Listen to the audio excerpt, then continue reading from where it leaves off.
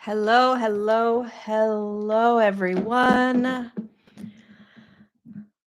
Good morning, good afternoon, good evening. Welcome to Untangled. We're on episode 130. I'm very, very happy to be here. I have a partner in crime with me today. He's probably going to want to jump on screen. He wants to make an appearance. It's my brother's dog, Stanley.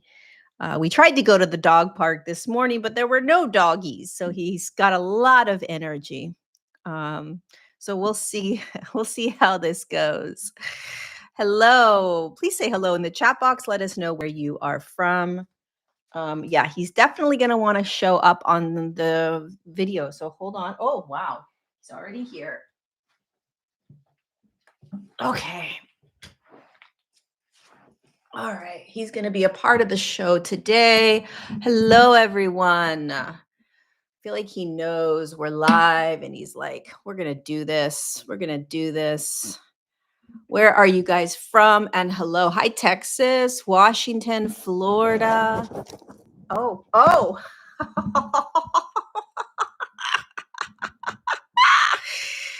Ay, ay, ay. Norway. Hello, Norway. Another Norway. Cincinnati, Ohio, Ireland, Stockholm, Sweden. I think we all need some puppy love right now, don't you? I was praying this morning and I was just talking out loud to God and talking out loud to Jesus. And just praying. And here comes Stanley, wants to jump on my lap. So I put him up on my lap.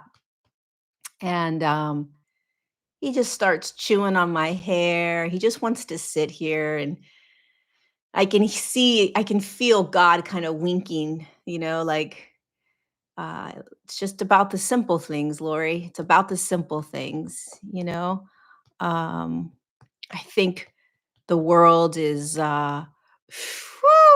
a lot, right? It's a lot. Even without there being a lot going on, it just feels like a lot. And so the simple snuggles with a puppy and the fact that he's just chilling. He doesn't even want to go anywhere. He's just like, I'm so happy. I'm so happy just sitting here. Yeah. I don't need much. Anyway, welcome you guys. This is Untangled, my YouTube series that I do every Tuesday, 9 a.m. So happy that you guys are here. Really, really happy you're here. Let's see. Before I get going, one announcement. I'm doing a 40-day live class, Connecting Us with God. I'm very, very, very excited about this class. I've never done anything for 40 days. So I'm excited to sit daily with everyone. 40 straight days, 8 a.m. California time, connecting straight to God. And more than anything, it's an opportunity for us to commit to sitting quietly for 40 days and connecting to something that's not just us, something that's bigger than us, and see what it does, see how it opens us, opens our heart, opens our awareness, drops some of the ways in which we see ourselves or think we need to be, right? I know. Oh, I know. I know. I know. Thanks for reminding us. Thanks for reminding us.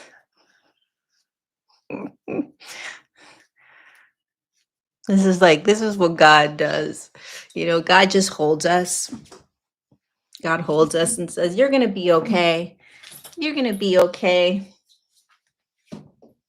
We put our little head up against the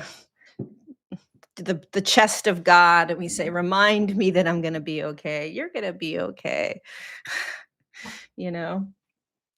God works in mysterious ways. He doesn't just work through words or through action. Sometimes it's just a puppy that puts his little chest on yours. Everything's going to be okay. Anyway, if you guys Yeah, Stanley grew. He's like 30 pounds. If you guys want to join me for 40 days connecting with God, I put the link in the description. We start July 23rd. We end August 31st. 40 straight days. Like, let's go. What's the worst thing that can happen? You sit quietly with yourself for 40 days, you know, and you try to connect with the creator, that which created all of this, that which created everything, everything. So, how are you guys doing? How is everyone? Let me try to, I got to switch glasses because those glasses were really not comfortable on my eyes. Um, I don't have much planned for this talk, this untangled, other than kind of answering some of your questions. Yay, you're gonna take the class. Yay, Canadian and Wisconsin here. How's Wisconsin? I've always wanted to go to Wisconsin. I'm having major breakthroughs in my therapy. My hair self showed up in my collage. Awesome. Hi, Dewey. You're feeling better. Hello, my friend. Such an incredible soul. As an almost 53-year-old, changing diapers on my just turned 10-year-old's youngest son, nonverbal. Yeah, I thank God and the divine multiple times daily. Yay. Thank you, God. Thank you, God. Thank you, God. Thank you, God. If there's nothing else you say throughout your day, just start saying thank you, God, and see what happens. Archangel Michael walks with me every day. Yay. I love Archangel Michael. Such a powerful angel. Powerful angel. Calling in those angels right now. All the angels. Um happy. Just learned that I'm going to be a grandmother. Yay! Congratulations, Valerie. I am not good. I feel like I'm not here. I feel disassociated. I don't know how to stop it. I also feel like I'm going to lose my mind or have a heart attack. Okay, so that disassociation, I have felt similar to that, Valerie. I've felt, um, I have felt like I was going to lose my mind a couple of times in the last 2 years. It's a very weird, scary feeling. The first thing I would say is reach out to somebody close to you that you can just talk to. You want to talk about it. You want to the worst thing we could do is keep it to ourselves and try to like navigate it ourselves.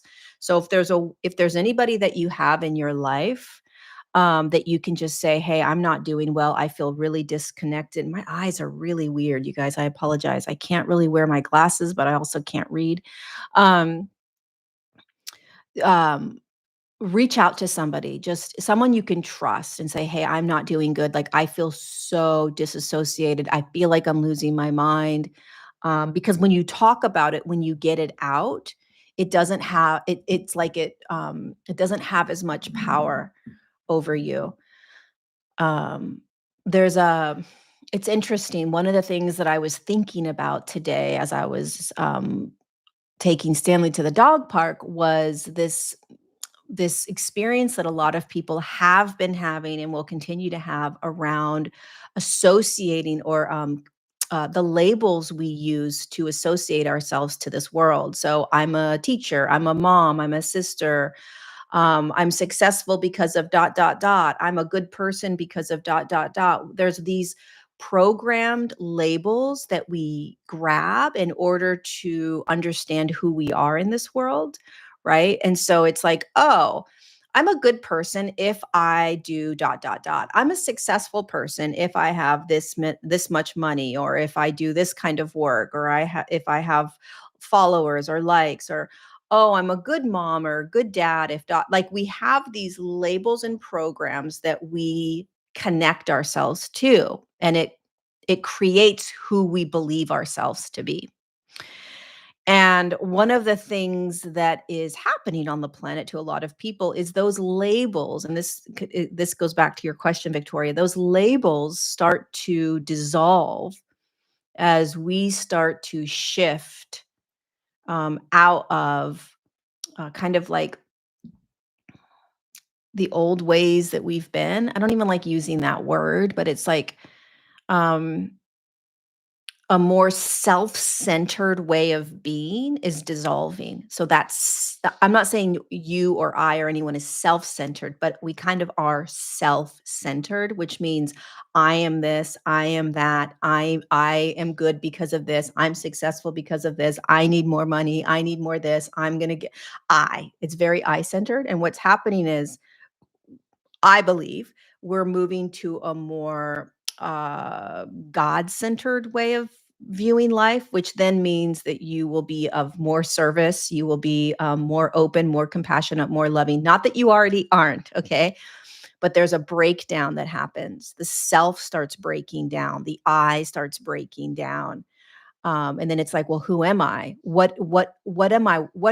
Does my worth lie? What makes me a good person? All these ways that you viewed yourself starts to dissolve. And so then it can feel very disassociative. It could feel like you're losing your mind because you don't know who you are. You don't know how to be in this world. And it's not conscious. And it can feel very scary if you're actually really having like a break. Okay, it's like you're having like a mental break. I just want you to know, my friend, that you're not crazy. There's nothing wrong with you. I've experienced this at least 3 times in the last 2 years. It's can be very scary. One night I almost was like, I got to put myself in a mental institution. Like something's not right here. Like it was very, very scary because you literally do feel like you're losing your mind. And if you've never actually kind of been in that moment, you can't relate, right? You can't saying just like, "Oh my god, I'm losing my mind." No, no, no, no. When you literally feel like you're about to lose your mind, it's a whole other game. It's very scary. So share it with somebody, talk to somebody about it. Please hold. We've got a little monster in the house. Okay.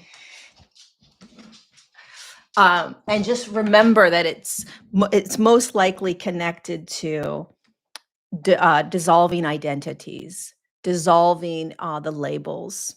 And again, it's not conscious. And also for anyone that's sort of like, who am I? What am I here to do? What makes me happy? Right? Those are identities that are dissolving. It's a really great place to be in that floaty sort of what is this all about? Like, what does make me happy? Imagine that um, the self identification is being challenged. The service to self is being challenged. Um, Self identification is being challenged. And so, how you fit in the world, how you be in the world, how you identify in the world, how you interact in the world it's going to be challenged. It may not fit, may not feel right. You may be questioning a lot of stuff.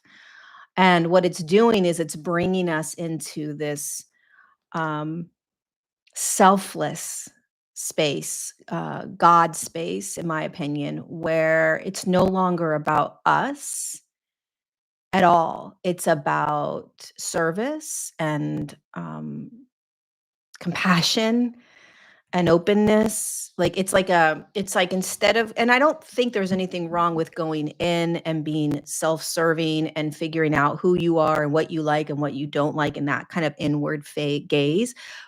But I do believe that humanity is going through a shift in consciousness where that inward gaze is going to now move outward and not outward like paying attention to all the distractions. Outward meaning uh, this amplified essence of creator God, and allowing that kind of creator God to be the guiding force for you. And when that starts to happen, you start to sort of question all the things that this planet and this programmed culture has taught you to believe about yourself, about success, about worth, about all of it.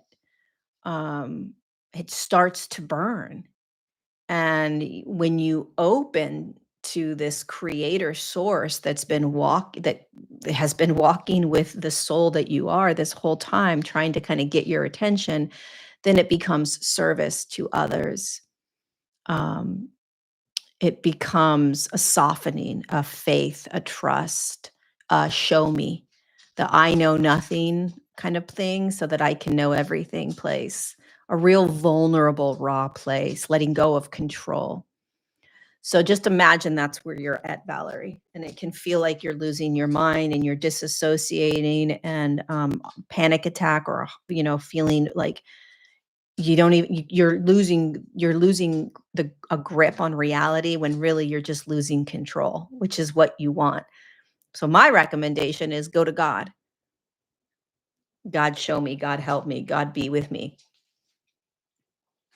Um,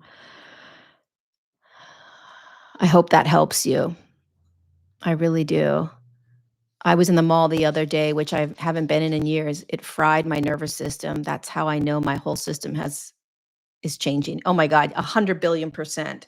You walk into places now and it's like overload, like massive stimulation overload. Um, it's so crazy. I love it. I love being able to kind of feel the difference in energies. Um,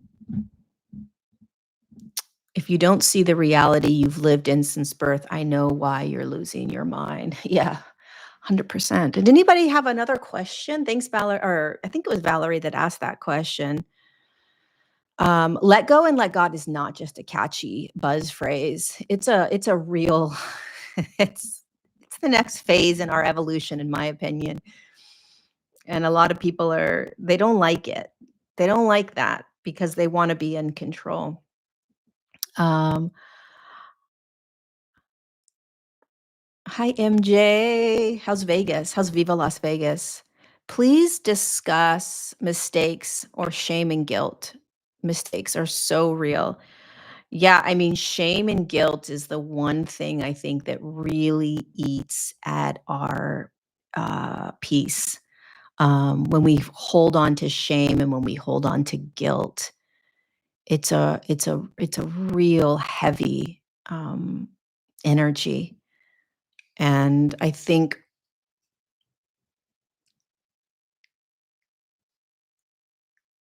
there's a sense of asking for forgiveness within ourselves. When you think about,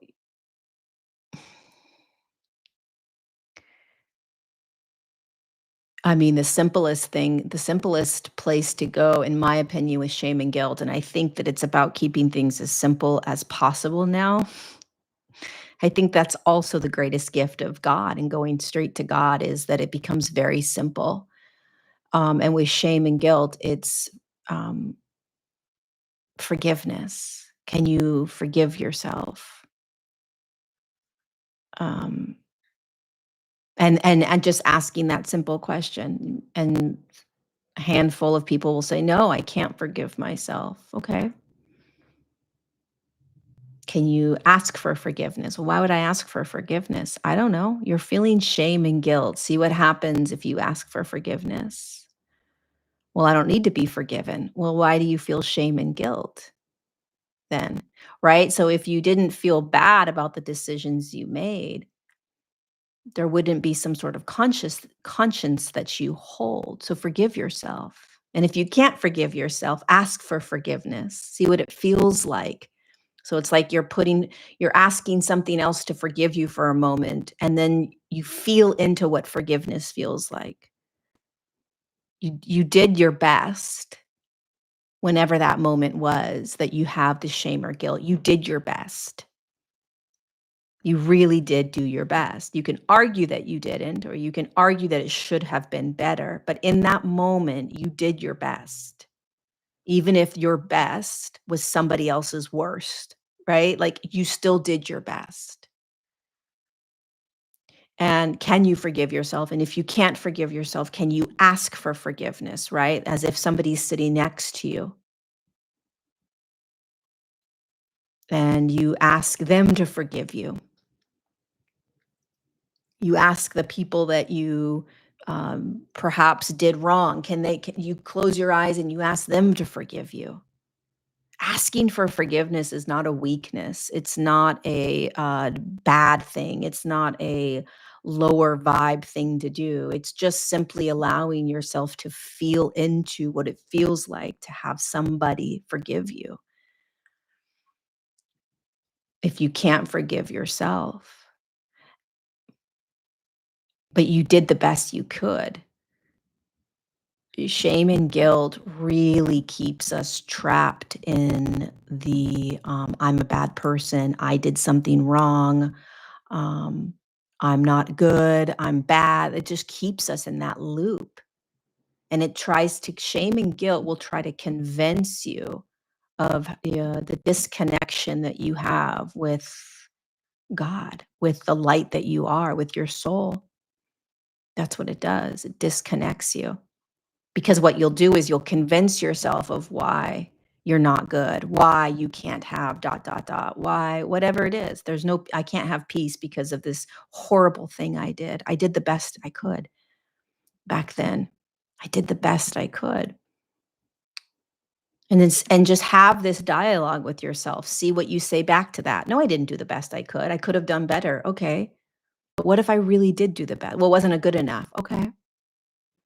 So you start having a dialogue so that you're not just believing that you're a bad person or that you have all this guilt for what you did. Start to have a dialogue between the part of you that really believes you're a bad person because you have all this shame and guilt and it's eating at you, right? And the part of you that knows that you did the best you could. And I would recommend going, what happens when I say, hey, go straight to God? Get outside of your own conversation within yourself and ask God what God feels or what God thinks, how God sees it, God being the creator, right? And what would happen if for just 5 seconds you closed your eyes and said, "God, how do you see this?" And feel into what that feels like. Do you hear a voice in your head that says, "There is no God outside of me. I am God"? Do you hear God say, "You're perfect. You're good"? Do you hear absolutely nothing? Do you hear critiquing still? Like, what start exploring this idea of, um, asking how God would see it. Or if that doesn't resonate, ask your soul. "Soul, how would you see this? Soul, how do you see this?" We have to get out of our own way. I really believe that. I feel like um this inner work that we've been doing for so long on the planet is like almost a little bit destructive. It can be because it's so self-focused that it can create this really intense loop. Um, and you're just constantly it's like you're digging for dirt and digging in dirt and you just keep digging. Like it's not going to end, right? You're just gonna keep digging. Eventually, we have to stop digging and look up and say, "Oh my god, I can stop digging now. I can just hang out," right? But you could also keep digging, There's nothing wrong with digging a hole and just continuing to go. But at some point on this planet, see, what we think that if we keep digging, digging, digging, we're gonna find this moment where it's like this aha moment of like, "Finally, I'm okay. Oh, I made it. I'm good now. I'm aligned, I'm connected, I'm centered, I'm peaceful now, I'm joyful. All this trauma's gone, all this guilt, all this shame, everything's gone because I dug and I just kept digging, and I knew that if I kept going, I would eventually find what what so many different teachers are talking about, this space of enlightenment or a peace or oneness, right? But I got to keep going in. I got to keep going in. I got to keep going in. And it's like you could, or you could just stop and realize that right here, right now. Thank you so much for that super chat. I think it was Tracy. Thank you. right here, right now, God is here, and then God's here again, and God's here again. God's in my pain, God's in my guilt, God's in my shame, God's in my lack, God's in my abundance, God's in my joy, God's in my sadness. What happens when we stop efforting so much, digging so much, and we just say, okay, so for instance, my friend, the one that has the shame and the guilt, okay, and what does God say about it? It's not a bypassing. If you just stop digging, it's not a bypass, it's just recognizing your natural state, right? The natural state of being is you're in a hole called the planet. You're going to have all these different experiences, all this trauma, all these limiting beliefs, right? All these ways of being. That's just part of the human experience.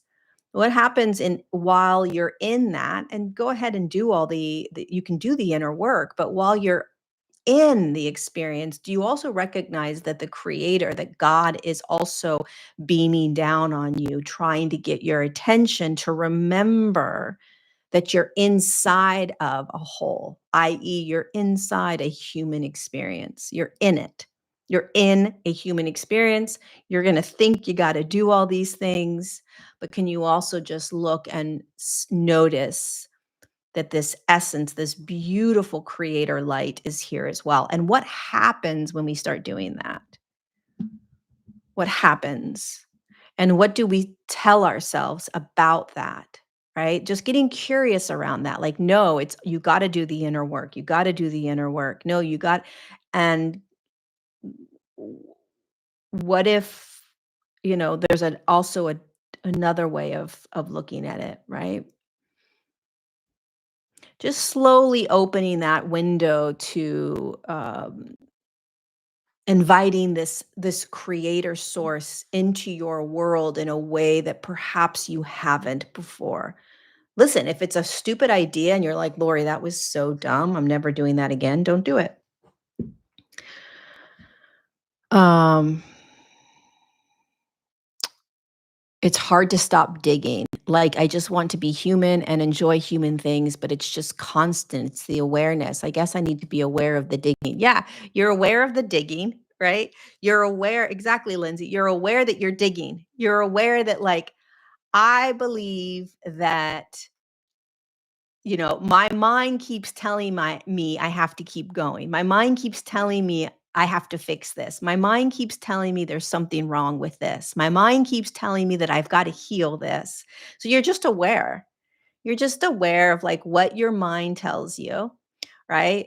And you'll start to laugh a little bit because you're like, wow, look at how programmed I am to just keep digging. And again, there isn't anything wrong with digging, but digging will keep your head down, right? So just think about when you're going about your day, kind of thinking about like, oh, I shouldn't be thinking this. I've got limiting thoughts. This is negative. This is dark. This is low vibe, whatever it is, right? And then also just imagine looking up for a moment, looking up, literally looking up and feeling into this creator source shining down on you. And just like Stanley coming up and, like, snuggling in, it's like, "It's okay, you're a puppy, you've got all kinds of things you think you need to do," and God just holds you and says, "No matter what, it's fine, just rest here for a moment." And you can go back to digging, but just rest here for a moment and feel me, this God frequency feeling. Feel me. What does it feel like?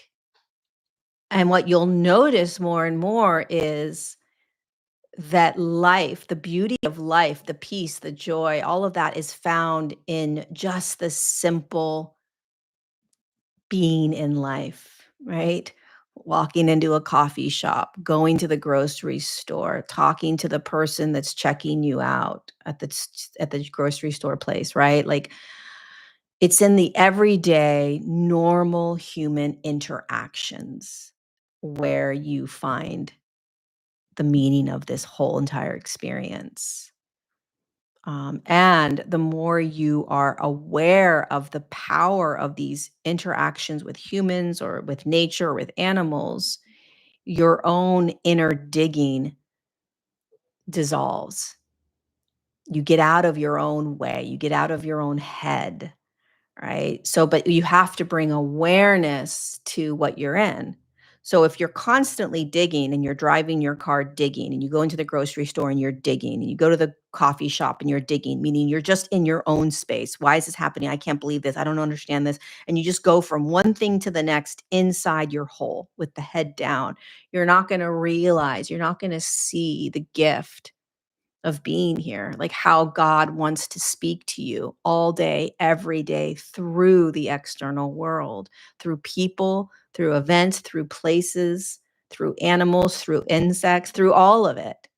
God's always trying to get your attention. But if we're in our own inner world, I got to fix this, I got to, or we're being distracted by all kinds of nonsense, right? All these external stories about the government's doing this and this is happening and then this is going to be happening and this is going to be happening.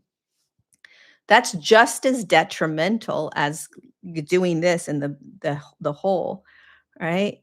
It's like just look up, metaphorically and even physically. Look up. Turn out, like, be aware of everything that's pulling you in all the different directions and all the different noises, and then look up. It's so simple, but really, really difficult.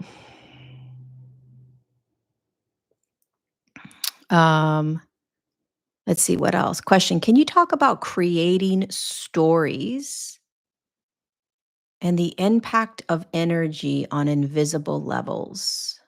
Ants. Creating, can you talk about creating? What do you mean creating stories and the impact of energy on invisible levels? What do you mean? Um, I don't know what you mean. Can you give me a little bit more? Um,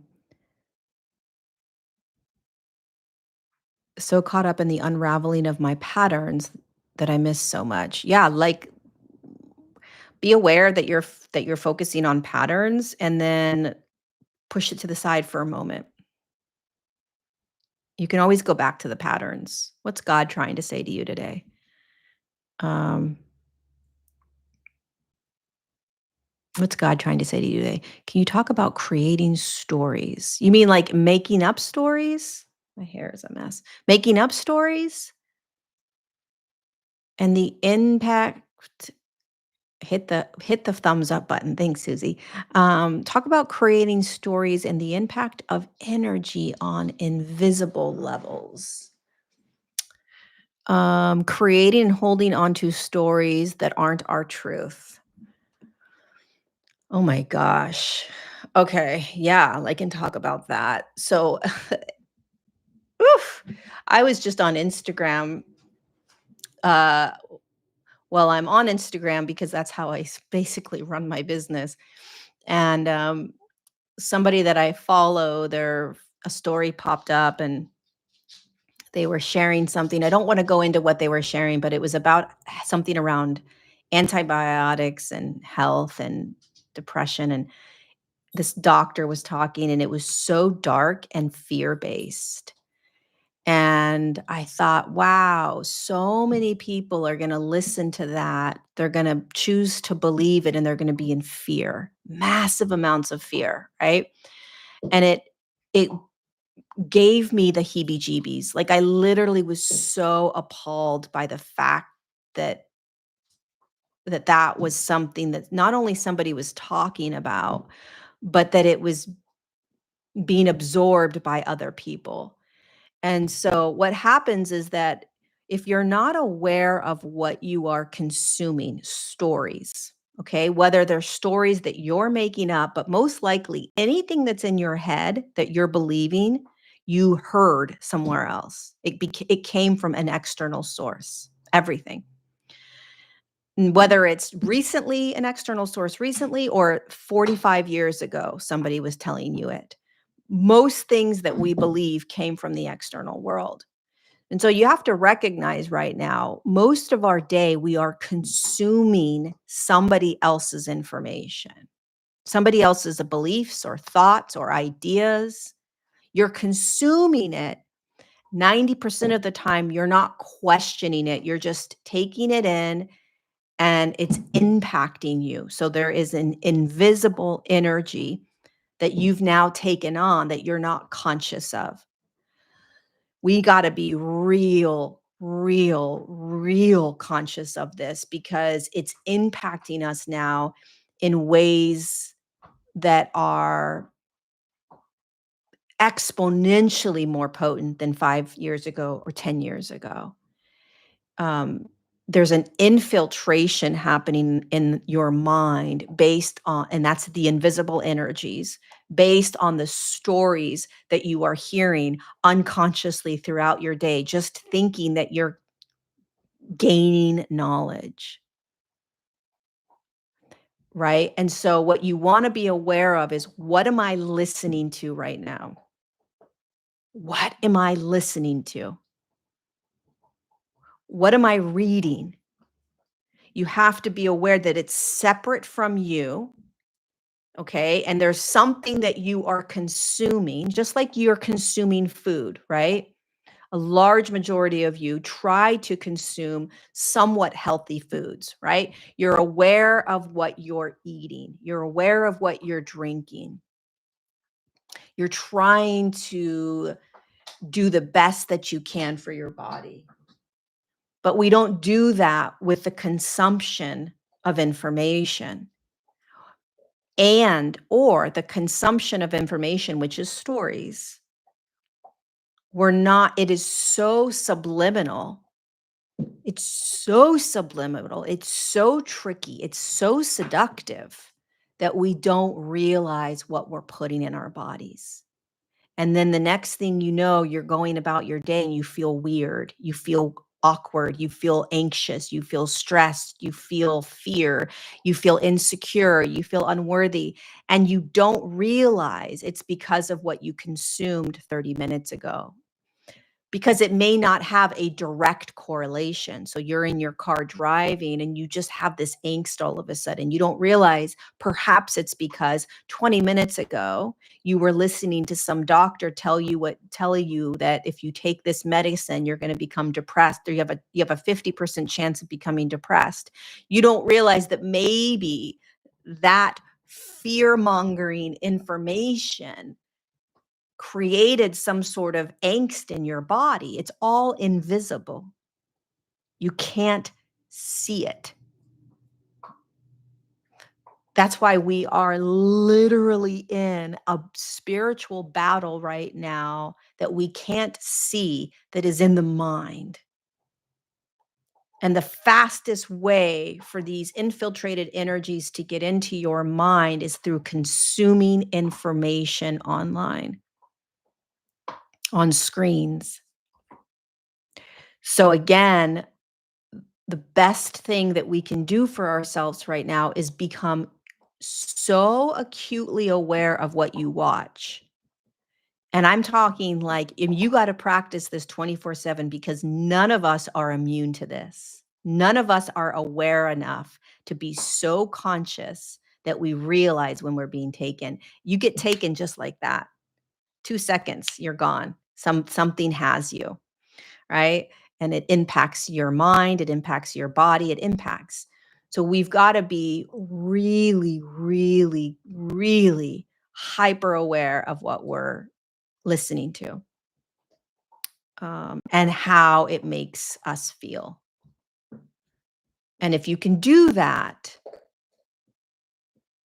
most likely you'll be turning off all devices for longer periods of time throughout your day.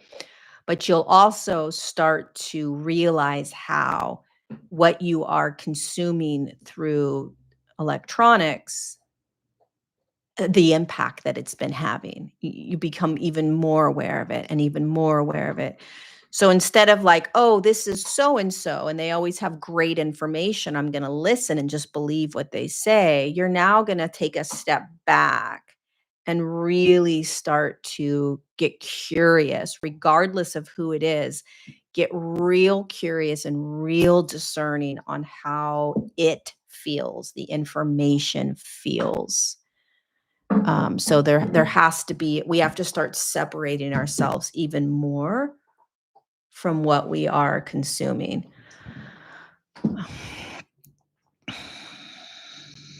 I hope that helps. I forgot who asked that question. It's very sophisticated chess game, 100%. Very, very. Um,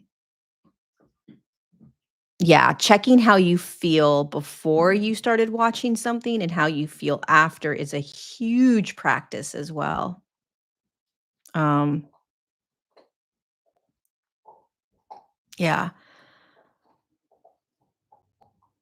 you really will lose interest too. It's just like, why am I gonna, and also like, there's all these false idols is what I call it. That's why I really have been feeling more and more like, man, it's so important that we just go straight to God, whatever that means to you, because we are worshiping like false idols. We're worshiping people. We're putting people on pedestals, or and it's really dangerous. It's very, very dangerous in my opinion. So just becoming more and more curious as to what you're handing your life over to, right? Or um, your free will over to. Like, oh, if this person said it, then it must be true. If these people are saying it, it must be true. What does God say? Like, why are we not going that route first?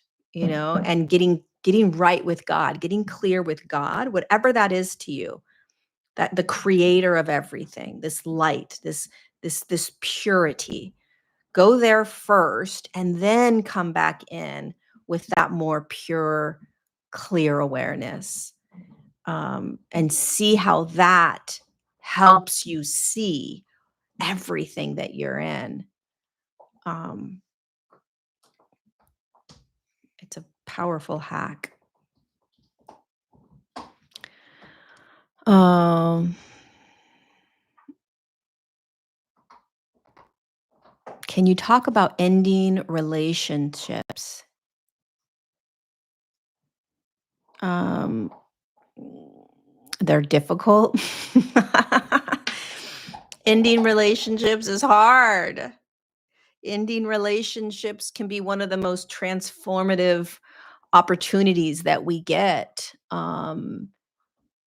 You know, I don't think there's an easy way to end relationships. Depends on what kind of relationship it is. But if it's a difficult, powerful heartbreak, there is massive transformation in that. Real deep transformation and heartbreak. Um, it's one of the greatest gifts that we're given on this planet is heartbreak. As hard as that is to kind of digest. It's one of the most transformational moments in your life if you experience heartbreak. But we have to be able to be in the moment of the heartbreak in 100% presence. Otherwise, we won't get the gift. And it's so painful that a lot of times we will try to get out of the heartbreak. We'll try to numb it, escape it, stay busy enough to not feel it, find another partner right away. But if you can actually be fully present in the alchemical process of heartbreak, you'll really receive some pretty profound gifts. Uh, let's see. What else? Do you still believe Trump's a light worker? I think that Trump is a human. I think he's a really important soul that had an important role. I don't know how well he's doing in that role. And I think anytime you get into a governmental role, you're going to be taken over. That's what I think. I don't think you can change the system within the system. Hi Dewey, thank you, my friend. What's the gift of heartbreak? It depends. Depends on what your heartbreak is around. It depends on what comes up for you during the heartbreak, right? Is it abandonment? Is it self-worth? Is it fear of being alone? Um, is it worthiness? Like what comes up for you in that heartbreak? Is it attachment, right? Which is really just a fear of being alone. What's arising? What are you really grappling with? Does some sort of deep trauma come up from your past, from your childhood? So it depends. The transformational gift is whatever's arising for you personally, in that heartbreak, in the heartbreak. Um, it's the biggest metamorphosis. Um,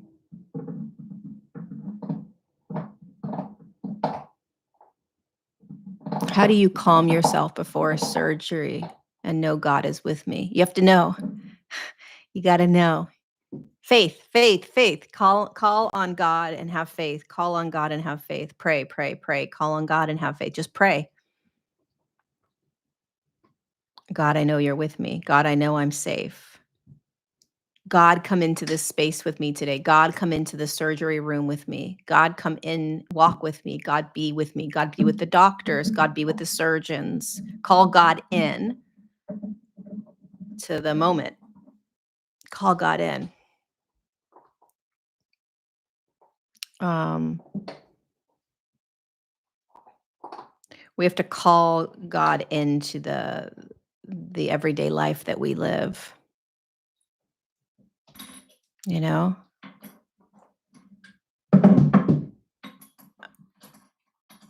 how can I love me? Oh, Brenda, how can I love me? How can I love me? Oof, it's a big one. I think that is the $1,000,000 question.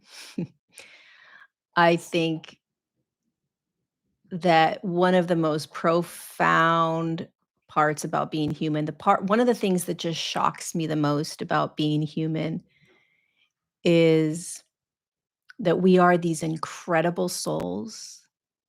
We are so deeply connected to God, and we are essentially an aspect of this God, this beautiful light. And we come into a human experience that convinces us of the complete opposite. So we are convinced from a very young age, perhaps, that we are not lovable, that we're not good enough or good.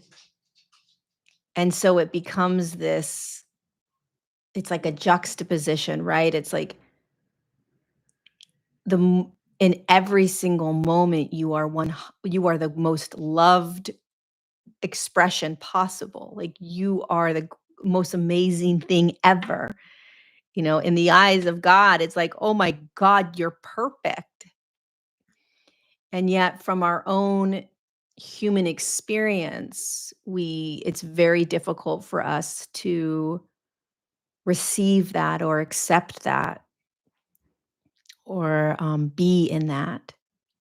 99.9% of humans have some sort of struggle with complete self, like really loving self, loving the human persona, all aspects of themselves, all characters they play, all behaviors they do. Um, and I don't think self-love is as easy as, just saying mantras or, I mean, I think all these little tools can help, but I think I think it's something to really um, be humble to, and one of the reasons I've been loving going to God first because I feel this deep love outside of me for me, and it helps me surrender to me. It helps me be okay with where I am and who I am. Um, you got half on the pee pad, half off the pee pad. So that was good. I guess that's how God would look at us. We're like, did I do good? Did I do good? Well, you sort of did. You did a half on, half off. God's not going to look at the pup. God's not going to look down at the puppy and be like, "You screwed it up. You didn't pee completely on the pee pad," right? Like if you think about it, Brenda, like we beat ourselves up over so many things, and it's like you're doing the best you can. You're doing the best you can.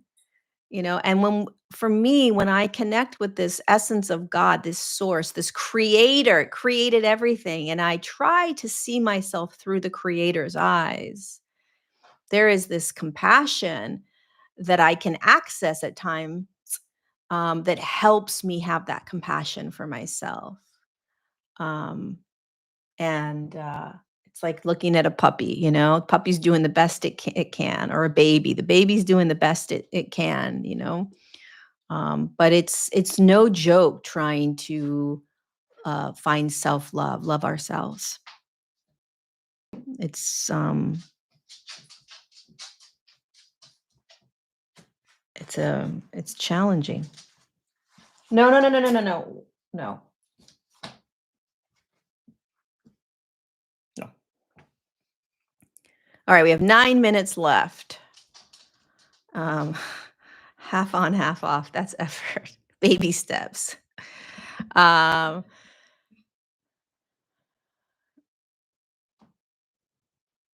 How do I believe in myself so deeply that I never doubt in myself? Oof, Melissa, I don't know. I mean, baby steps, baby steps. What can you believe in yourself right now? What are the things that you do enjoy about yourself? What are the things that you do that you are proud of yourself for doing? Start there, right? Take baby steps, baby steps.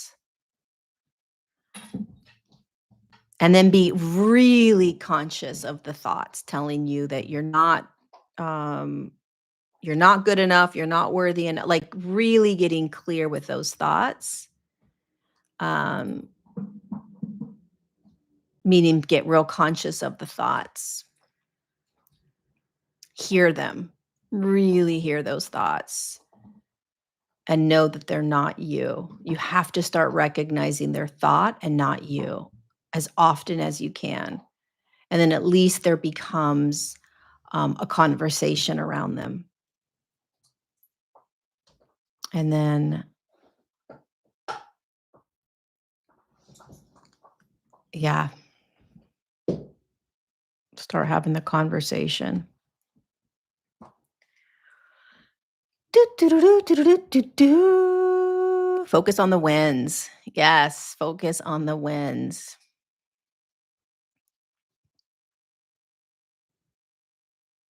If there's generative karma, how can a new life be like a blank book with no connection to past? That part confused me in your book.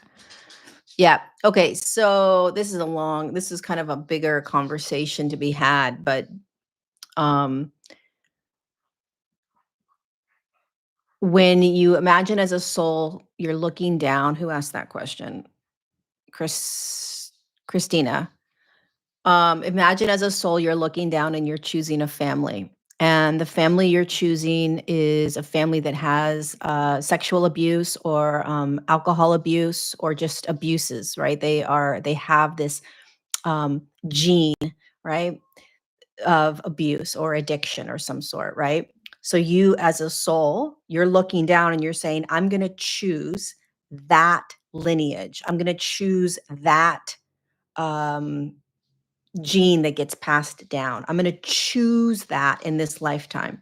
So you're essentially choosing the lineage that you're going to drop into.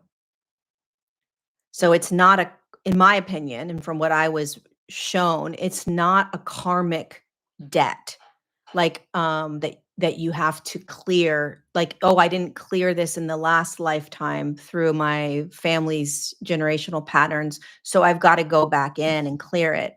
Every lifetime is a clean slate. You're choosing the family patterns you go into, you're choosing the lineage you're going into, you choose it each time. It's a complete and separate experience. The soul the soul pops out of all that karmic wheel that people talk about. I don't believe in that. I believe that when you leave the physical body you're in, and the akashic record you created for that lifetime, you pop out into a completely um sovereign, serene, separate field. And your soul looks down and says, okay, what do I want to experience now? What do I want to experience now? I don't know if that makes sense. Um, it's a more complicated. I mean, it's simple, but it's also a little complicated. But I personally do not, based on what I was shown, I don't believe that we are on any sort of karmic wheel or debt or any of that. It's the soul separates itself from that lifetime. It's like when you go into a library, your soul's looking at the library like, "Oh my god, okay, I want to look at all the I want to experience a lifetime now that's all about Huckleberry Finn or something," right? So it's a completely separate story. It's a completely separate book. It's not tied to anything else. And then you walk into the library and you're like, "Oh my god, I played the role of Pippi Longstocking once. I played the role of Captain Hook." It's like you're looking and reading all these stories, but they're completely separate. They're completely separate. All right. This dog is ridiculous. Oh my God. Do you guys, Stanley, dear God, this is why I don't have a puppy. Um, all right. Karmic wheel creates a psychic debt we can't even ever really replay. Not a helpful belief. Yes. All right, you guys, 3 more minutes. Any other questions? I didn't get a dog. My brother got a puppy named Stanley, and I was watching I like to watch him once a week, and um we go and we play and hang out. And so today is the day I chose to have him, and he's going cuckoo for coke. Oh, see what happens? You can pull. Separation. Separation. Now, you could say that arm of the dog is still part of the dog, so it's not separate. And you could say it's absolutely separate because it broke, it tore, it's separated from. That's how I see God. Of course, we are not separate from God. We're an aspect of God. That arm of that dog is still part of that dog, this toy, right? But is it separate from the toy now? 100%. 100%. But is it still an aspect of it? Yes. Everything's connected, but we are 100% in a separation right now because we're in a human experience as a soul. It's one of the things I don't understand why, even if I have an aspect of God in me, which I believe we do, and I do, I'm still separate from God because I'm inside a physical body. Like, how could there not be a separation? That's what duality is. But I'm still connected. I'm still connected. I don't know when and why society turned from God. I don't know. Um, it's a good question. Ow, I gotta go take this dog to this dog park so he can stop. Yeah. All right, you guys, this hour went by really fast. This was a lot of fun. A lot of fun. I enjoyed answering all your questions. If you do want to sit with me and many other people around the world and connect to God for 40 days, 40 straight days. I've never done anything for 40 days. Join us for 40 days. What did I call it? 40 days, invitation with God. The link is in the description box. It'll be a lot of fun. Or it will be very interesting. It'll be very unique. Let's just say that. Very, very unique. I love you guys. Thanks for being here. I'll see you next Tuesday for Untangled episode 131. In the meantime, be gentle with yourself, be gentle with others, and I'll see you soon. Mwah. Bye. All right, little man.